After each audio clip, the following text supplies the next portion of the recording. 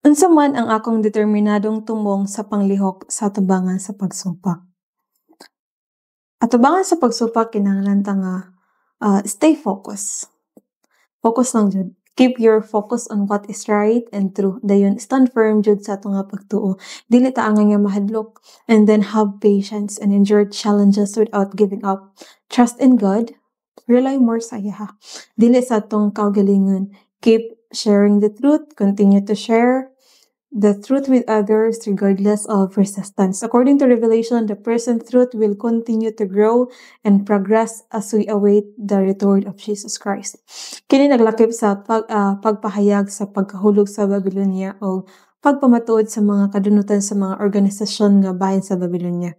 Kining mensahe nga gipahayag sa 1844 padayon nga nagalambo nga padayon sa pagsunod sa labing hingpit nga kamatuoran.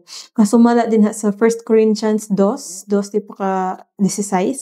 Bisan pa nga ang kalibutan nagatan-aw sa presente nga kamatuoran nga as inconvenient, we need to follow the wisdom that comes from God. We must sincerely seek God, acknowledge our shortcomings, and then trust in His guidance.